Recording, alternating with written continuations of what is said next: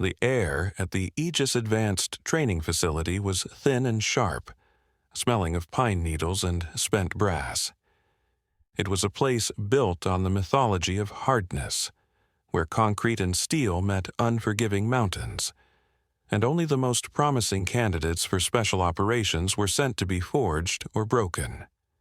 Sergeant Anya Sharma felt the weight of its reputation the moment she stepped off the transport. It wasn't in the imposing architecture or the crisp, regimented movements of the soldiers. It was in the eyes of the recruits. They stood in loose formations on the parade ground, a pack of young lions, all lean muscle and predatory confidence. Their gazes swept over her, cataloging her 5'7" frame, her wiry build that lacked the overt bulk they equated with strength, and the quiet stillness of her face. Whispers followed her like a contrail. She was an unknown quantity, an administrative transfer assigned to assist the cadre in their most hallowed ground, close quarters combat training. To them, she looked like a mistake, a clerical error that had wandered into their crucible. Sharma ignored them. She had learned long ago that the opinions of others were noise, a distraction from the signal of the mission. Her mission, for now, was to report to Master Sergeant Davies, the lead instructor for hand-to-hand combat. She found him in the cavernous training hangar known as the Pit. It was a space of padded gray floors, steel support beams, and the lingering scent of sweat and antiseptic. Davies was a mountain of a man, his face a roadmap of old scars and busted capillaries, but his eyes were intelligent and surprisingly gentle. "Sergeant Sharma," he greeted her, his voice a low rumble. He took the file she offered, his thumb tracing the sparse, heavily redacted lines of her service record. "Not much in here," he observed, not as an accusation, but as a simple statement of fact. "Says you've got qualifications in combatives instruction." "I do, Master Sergeant," she replied, her voice even and low. It didn't carry the parade ground bark of the other instructors. It was a voice made for quiet rooms and close conversations. "Good. We're running diagnostics on the new recruits' foundational skills today. General Thorne is coming down to observe. He likes to get involved." The way Davies said involved was freighted with meaning. It spoke of a man who didn't just watch from the bleachers. Sharma simply nodded. She stowed her gear in a small locker, her movements economical and precise.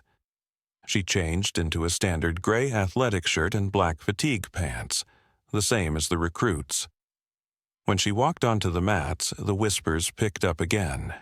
A young recruit, his jaw sharp with the arrogance of a 19-year-old who had never been truly tested, nudged his companion. "Look at that. Think she got lost on her way to the supply depot?" His friend snickered. Sharma took her place at the edge of the mat, standing with her, hands clasped loosely behind her back. She didn't watch the recruits. She watched their reflections in the polished steel plates bolted to the far wall. She tracked their movements, their postures, the subtle shifts in weight that betrayed their confidence and their weaknesses. She saw the way they preened for each other, the way they postured for the instructors. They were strong, fast, and utterly predictable. They moved like they were in a movie, all choreographed power and telegraphed intent. They hadn't learned yet that true violence was quiet, ugly, and brutally efficient. They hadn't learned the difference between fighting and ending a fight. Davies began the drills, his voice echoing in the hangar. He walked them through basic holds, breaks, and takedowns. Sharma observed, her expression unchanging. She offered a quiet correction to a recruit whose footwork was sloppy, a soft-spoken adjustment to another's grip. Her advice was always brief, technical, and devastatingly accurate. The recruits who listened found their technique improved instantly. Those who ignored her, sneering at the quiet woman offering counsel, continued to struggle. The division was already beginning. Those who could recognize competence in any form, and those who were blinded by their own preconceptions. The air in the hangar shifted before he even entered. A subtle tension, a stiffening of spines. The double doors at the far end of the pit swung open, and General Marcus Thorne strode in, flanked by two aides who scurried to keep up. Thorne was a living legend, a man whose operational history was the stuff of recruitment videos and hushed bar stories. He was tall, with a shock of silver hair and a face that looked like it had been carved from granite by a resentful sculptor. His eyes, a pale, piercing blue, missed nothing. They swept the room, and the collective posture of every soldier, recruit, and cadre alike improved by 10%. His gaze landed on Sharma. It lingered, a cold, analytical weight. He walked directly toward her, his boots making sharp, authoritative sounds on the concrete floor surrounding the mats. He stopped before Master Sergeant Davies, but his eyes remained fixed on Sharma. "Davies," he said, his voice like gravel grinding together. "Report." "Sir, recruits are running Level 1 CQC diagnostics. Foundational holds and counters. We're seeing good aggression, but refinement is needed," Davies said, his own formidable presence seeming to shrink slightly in the general's orbit. Thorne grunted, a sound of profound dissatisfaction. "Aggression is useless without a foundation of granite. You can't build a fortress on sand." He finally turned his full attention to Sharma. "And who is this?" "Sergeant Anya Sharma, sir, our new instructional assistant," Davies supplied. Thorne circled Sharma slowly, like a predator inspecting a potential meal. The recruits fell silent, watching the drama unfold. The general was known for his brutal assessments, and they could smell blood in the water. "Sharma," he repeated the name, tasting it. "Your file is thin, Sergeant. Says you're qualified, but it doesn't say where you learned. A weekend seminar, some online certification?"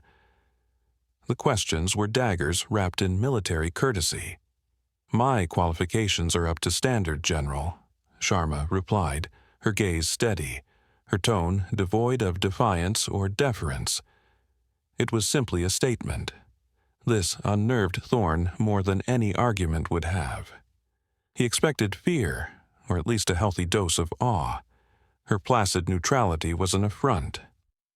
"Standards have fallen," he declared to the room at large, though his eyes never left her. "We're in an age of watered-down requirements, of checking boxes instead of building warriors. We're being asked to accept soldiers who are inadequate." He let the word hang in the air, a deliberate insult aimed directly at her. He stepped closer, invading her personal space. He was a good foot taller, his shadow falling over her. "Tell me, Sergeant, what is the primary objective of a CQC engagement?" "To end the threat as efficiently as possible, sir," she answered without hesitation. "Wrong," Thorne snapped.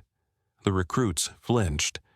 "The primary objective is to dominate your opponent, to break their will before you break their body, to impose your physical and psychological superiority until they are no longer a factor. Efficiency is for machines. Domination is for warriors." He turned away from her, addressing the recruits. "You are here to become weapons. A weapon does not have opinions. It does not have feelings, it has a function. Your function is to win at any cost." He paced before them, his presence filling the vast space. "Master Sergeant Davies is a fine instructor, but his methods are by necessity sterile.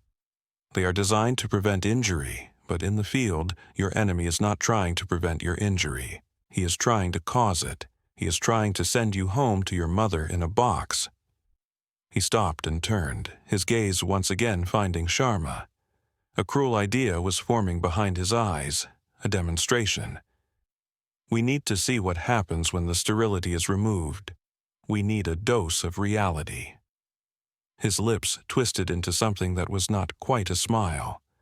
"Sergeant Sharma, you will assist me."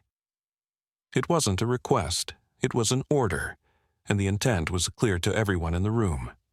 This was not a training exercise, it was a public execution. Davies took a half-step forward, a protest forming on his lips.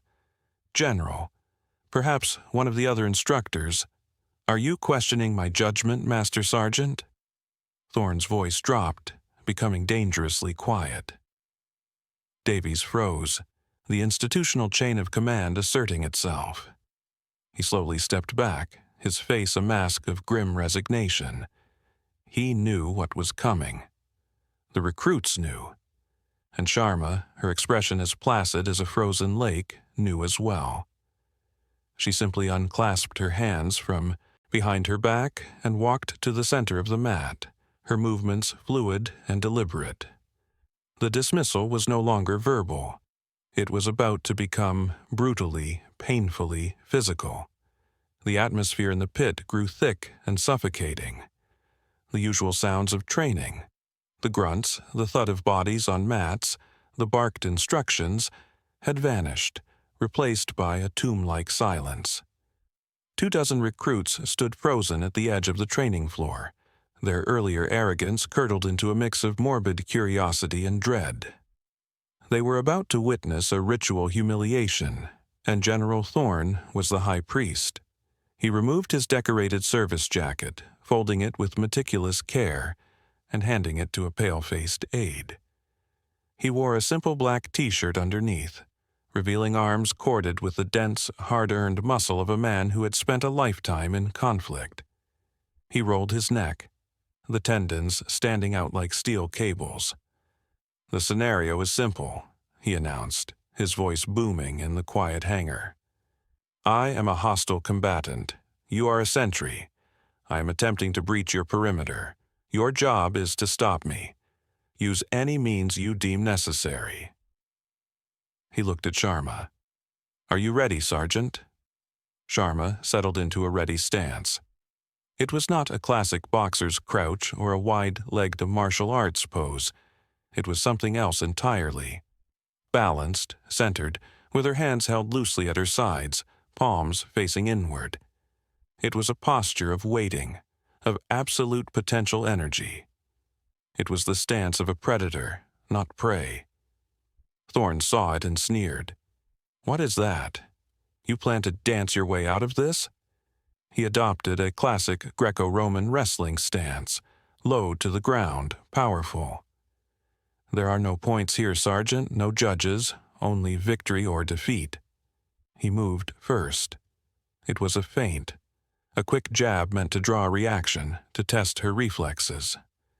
Sharma didn't flinch. She didn't even blink.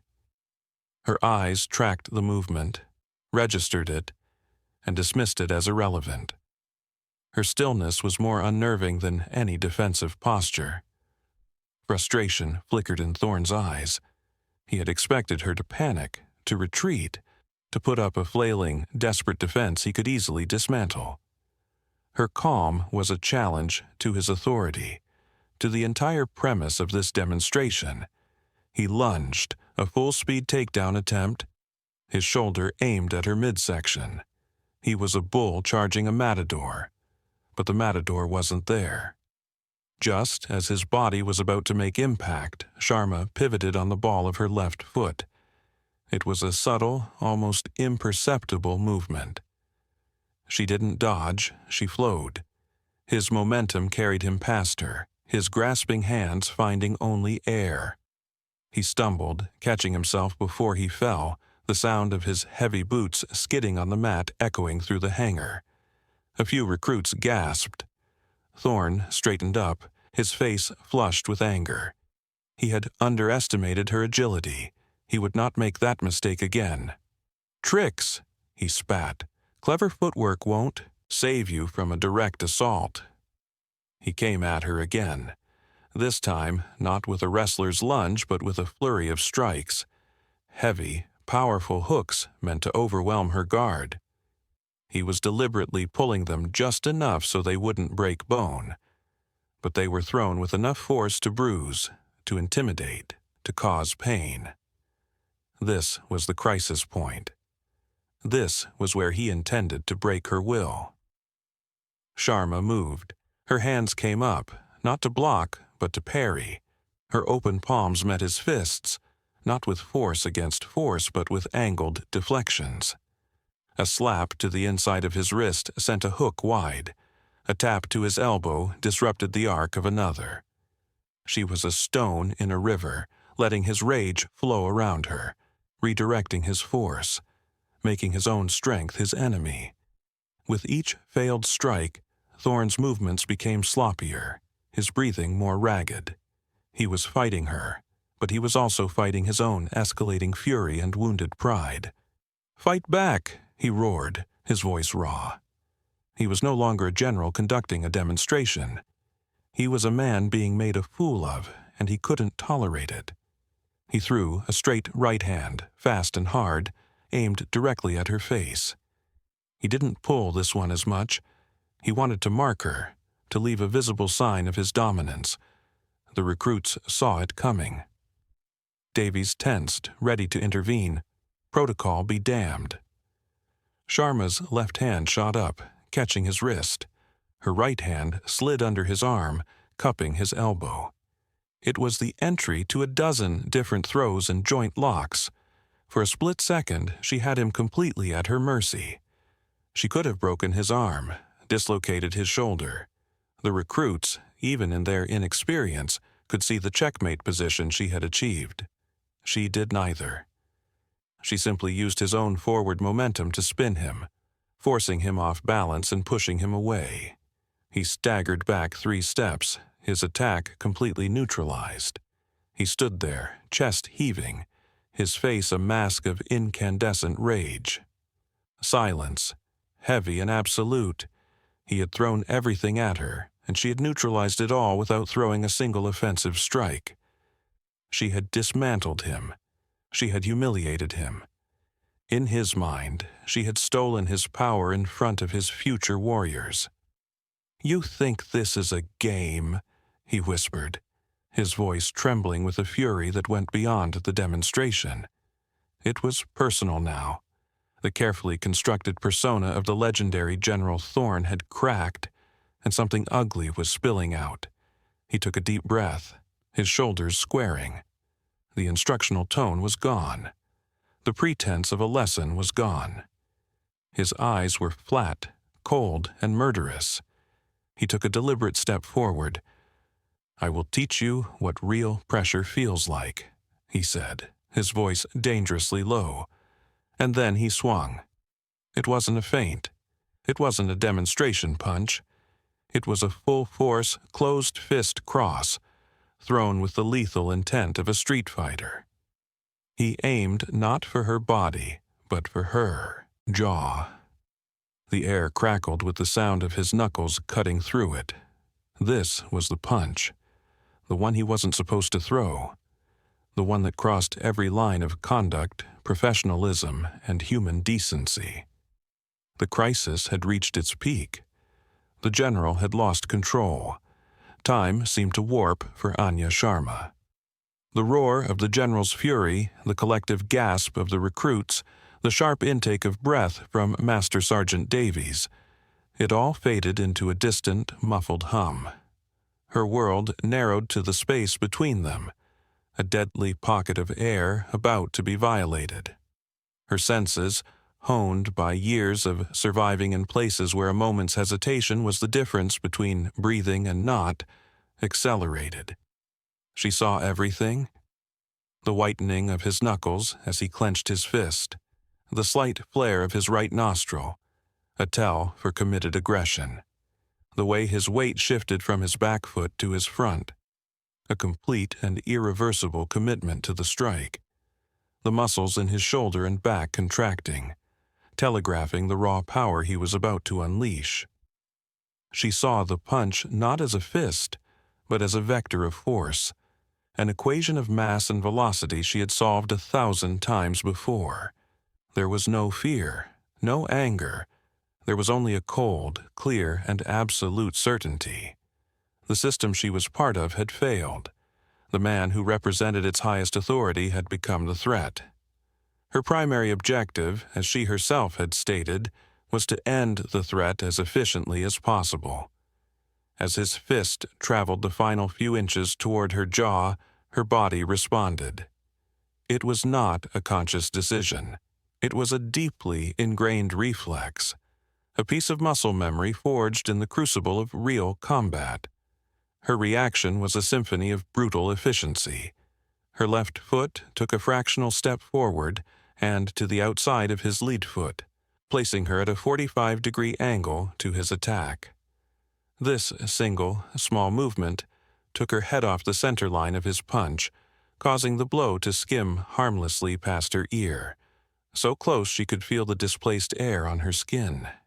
His momentum was now carrying him forward, past her, and into empty space. He was dangerously overextended. Simultaneously, her left hand came up, not to block, but to guide. Her palm made contact with the back of his triceps, not stopping his punch but accelerating it, adding her own energy to his, pulling him further off balance. Her right hand, which had been hanging loosely at her side, moved in a short, vicious arc. It was not a punch. A punch was for breaking bones, for causing blunt trauma. This was something else. Her hand was shaped like a spear, fingers held tightly together, thumb tucked alongside. She wasn't aiming for his face. She was aiming for the side of his neck, for the cluster of nerves, the carotid sinus, the vagus nerve that controlled blood pressure and heart rate. Her hand struck its target with a dull, wet thud. It was not a dramatic, movie-like crack. It was a sound of deep physiological impact. For General Thorne, the world simply ceased to exist. One moment he was consumed by white-hot rage, his fist about to connect with the source of his humiliation. The next, there was a blinding flash of light behind his eyes, a sensation like an electric shock running down his spine, and then nothing. The signals from his brain to his body were instantaneously severed. His muscles went slack. His eyes rolled back in his head, showing only the whites. His body, which seconds before had been a vessel of immense power and fury, became a dead weight. He collapsed, not in a heap, but like a felled tree, falling straight down. He landed on the mat with a heavy final thud that seemed to shake the entire hangar. Silence. A profound, absolute, and terrified silence descended on the pit. The recruits stood like statues, their mouths agape, their eyes wide with disbelief. They had just watched a sergeant, a woman they had dismissed as a paper pusher, fell a living legend with a single economical movement. Master Sergeant Davies was frozen in place, his mind struggling to process the flagrant breach of protocol and the terrifying display of skill he had just witnessed. The general's aides looked at each other in panic, unsure of what to do. Sharma stood over the unconscious form of General Thorne. Her breathing was even, her posture unchanged. There was no triumph on her face, no satisfaction. There was only the detached calm of a professional who had just completed a task. She lowered her right hand and gave it a single, cursory shake, as if to dispel the lingering energy of the strike. She had not knocked him out. She had switched him off. The spell broke. "Medic!" one of the aides screamed, his voice cracking. "Get a medic in here." The hangar erupted into controlled chaos. Medics with a stretcher rushed in. Davies was on his comms, his voice low and urgent, speaking in codes and acronyms. "Yes, sir." "The general is down, non-responsive." "No, sir, it was an incident during a training demonstration." "With Sergeant Sharma." "Yes, sir, understood." The base commander, a portly colonel named Hayes with a perpetually worried expression, arrived within minutes. He stormed into the pit, his face red with a mixture of anger and panic. Having a decorated general knocked unconscious on his watch was a career-ending catastrophe. "What in the hell happened here?" he bellowed, his eyes finding Sharma, who was now standing quietly off to the side, watching the medics work on Thorne. "You, Sergeant, you're under arrest. Master Sergeant, confine her to quarters under guard." "Sir," Davies said, stepping between the colonel and Sharma. He held up his datapad. His face was grim. "With all due respect, you need to see this before you do anything." Hayes was about to explode, but something in Davies's tone, a deep, warning seriousness, stopped him. He snatched the datapad from Davies's hand. "What is this?" "I sent an urgent query up the chain the moment the general singled her out, sir, based on the redactions in her file. The response just came through. It's from the Joint Special Operations Command server." Colonel Hayes stared down at the screen. His angry, florid face began to pale. The text on the screen was simple, just a few lines of decrypted data, but its implications were seismic. SH.